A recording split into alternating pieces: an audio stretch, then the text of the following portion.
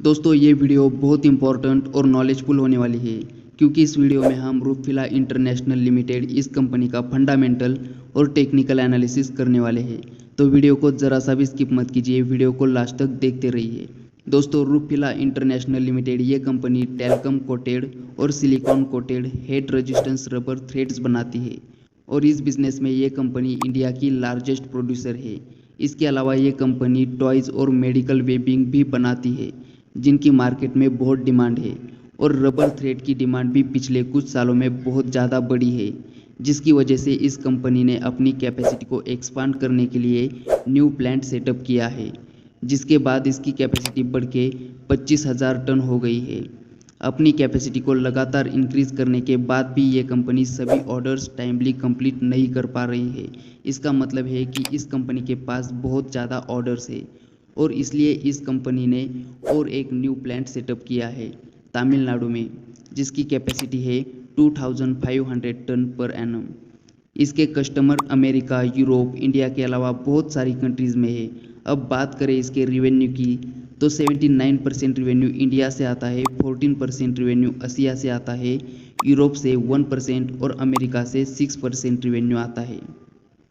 तो चलिए अब इसके फंडामेंटल भी देख लेते हैं। रूपफिला इंटरनेशनल लिमिटेड एक माइक्रो कैप कंपनी है जिसका मार्केट कैपिटल सिर्फ 370 करोड़ का है और इसकी करंट शेयर प्राइस अभी 68 रुपीज़ पर ट्रेड कर रही है। स्टॉक का 52 वीक हाई 97 रुपीज़ है और 52 वीक लो 61 रुपीज़ है। मतलब इस स्टॉक ने एक साल में 70% तक रिटर्न बना के दिए हैं। स्टॉक का प्राइस अर्निंग रेशो 15.3 है और इंडस्ट्री का प्राइस अर्निंग रेशो 35.3 है। मतलब ये स्टॉक अंडर वैल्यूड है और अभी हमें सस्ते प्राइस पर मिल रहा है। इसका बुक वैल्यू 48.1 रुपीज़ है। डिविडेंड यील्ड 1.76% है। मतलब ये स्टॉक अच्छा खासा डिविडेंड भी देता है। स्टॉक का आरओई मतलब रिटर्न ऑन इक्विटी 10.6% है और आरओसी मतलब रिटर्न ऑन कैपिटल एम्प्लॉयड 14.5% है, जो कि एवरेज माने जाते हैं। अब बात करें इसके डेप्ट की तो कंपनी के ऊपर 1.22 करोड़ का डेप्ट है, लेकिन कंपनी के पास फ्री कैश फ्लो 3.33 करोड़ का है। इसका एक साल का नेट प्रॉफिट 24 करोड़ का है और इसका डेप्ट टू इक्विटी रेशो 0.00 है। तो इसका मतलब है कि कंपनी के ऊपर कुछ भी कर्जा नहीं है। इसका अर्निंग पर शेयर 4.46 रुपीज़ है, जो कि इसकी शेयर प्राइस के हिसाब से बहुत अच्छा है।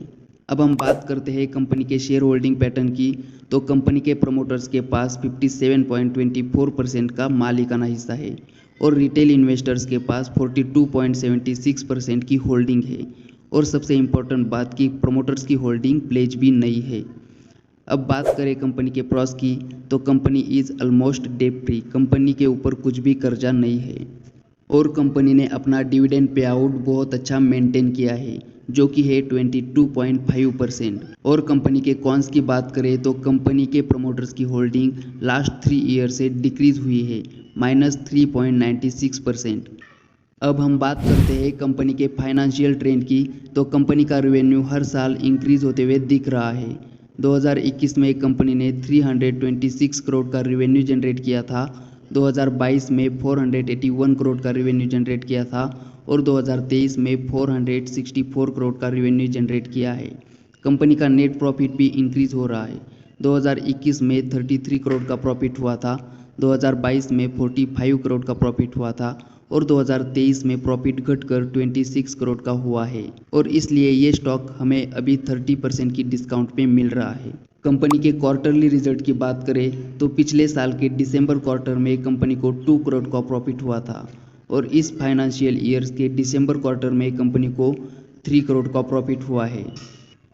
और इस कंपनी के पीयर कंपैरिजन में 1 नंबर पे एप्कोटेक्स इंडस्ट्रीज, 2 नंबर पे पिक्स ट्रांसमिशन, 3 नंबर पे टीना रबर, 4 नंबर पे जीआरपी, 5 नंबर पे इंटरनेशनल कन्वेयर्स ये कंपनियां आती है और 6 नंबर पे रूपफिला इंटरनेशनल लिमिटेड ये कंपनी आती है।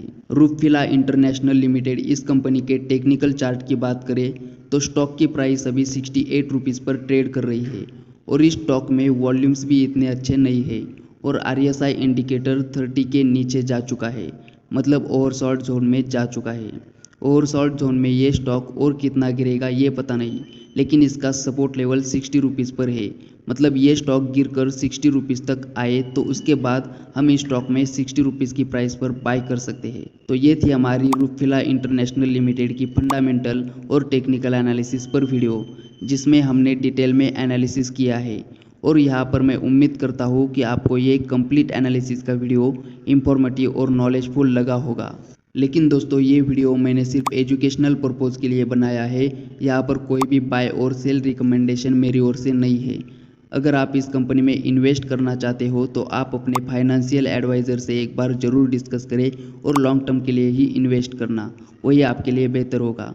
अगर आपको वीडियो इंफॉर्मेटिव लगा हो तो वीडियो को लाइक कीजिए, अपने दोस्तों के साथ शेयर कीजिए और आपका फीडबैक हमें कमेंट बॉक्स में ज़रूर दें। धन्यवाद।